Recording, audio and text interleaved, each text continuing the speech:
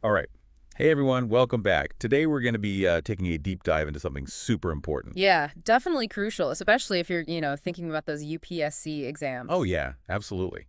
This one's for all you UPSC aspirants out there.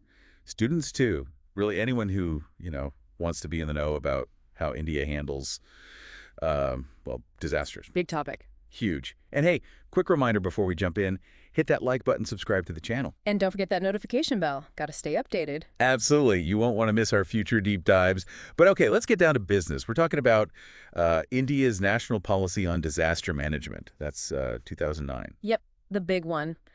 This document, it's like India's game plan for dealing with everything from earthquakes to cyclones. The whole shebang. Exactly, and it marked a major shift. Like, before, it was mostly about reacting to disasters after they happen, but this policy, it's all about being proactive. So building a culture of like resilience. Exactly, resilience across the whole country. Okay, I'm seeing this phrase pop up everywhere.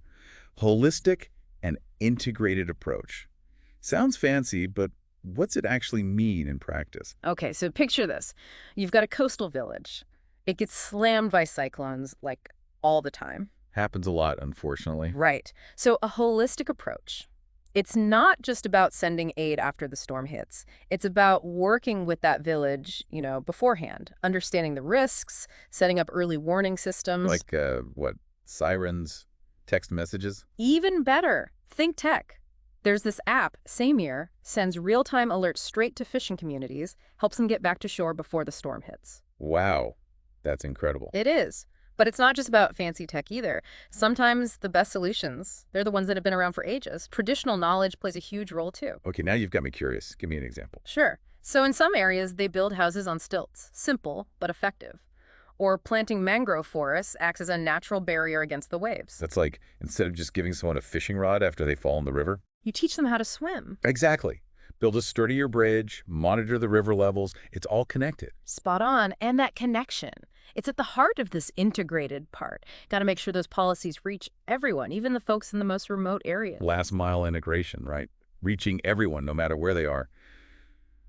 But this policy doesn't just stop at prevention, does it? Oh, definitely not. There's a whole bunch of objectives around response and recovery, too. Like what happens after the disaster. Exactly. So promoting that culture of prevention, that's step one. But the policy also pushes for integrating disaster management into, like, development planning. Okay, so give me a real-world example of that. Sure. Let's say you're building a new highway. Ideally, you'd be thinking about potential disaster risks right from the start. Like, what happens if this area floods? Is it prone to earthquakes? Got to factor that stuff in. That makes a lot of sense. But I got to ask, are there ever times when, like, disaster management clashes with other priorities? I mean, sometimes long-term thinking can get expensive, right? Oh, absolutely. Balancing development goals with disaster preparedness, it's a constant struggle. Sometimes, yeah, those considerations do get pushed aside. Budget constraints, other pressing needs. It's a tough balancing act for sure. For sure. And then, of course, there's the whole issue of ensuring efficient response and relief. Especially in a country as diverse as India, you've got so many different needs to consider. You've got that right. One size fits all. Definitely doesn't work here. Think about the 2004 tsunami. Oh, devastating. Yeah, the aftermath. It wasn't just about immediate medical aid. You also needed long-term strategies to help those fishing communities rebuild their lives. Rebuild their whole livelihoods, really. Exactly. And those strategies, they need to be tailored to each community's specific needs. Okay, now it's time to address the elephant in the room. This policy, it was rolled out back in 2009. Is it really equipped to handle the challenges of today's world?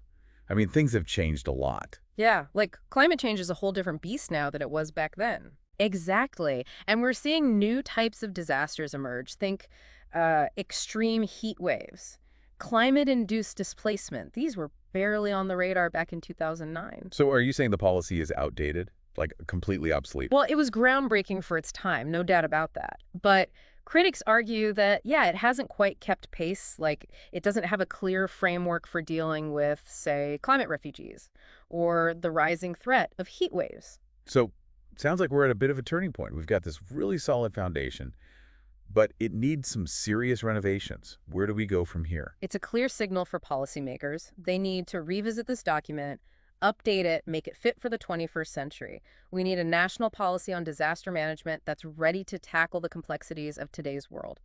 And, this is important for everyone. It is. Like, this isn't just about passing exams. This is about understanding how India is preparing for the future, for these challenges that are going to affect all of us. Yep. So big takeaways, I think, are that the 2009 policy really pushed India towards a more like proactive and community-driven approach to disaster management. But the world keeps changing, and our policies need to change with it. Yeah, couldn't have said it better myself. So much to think about. Definitely. All right, everyone, thanks for joining us for this deep dive. Until next time. See ya.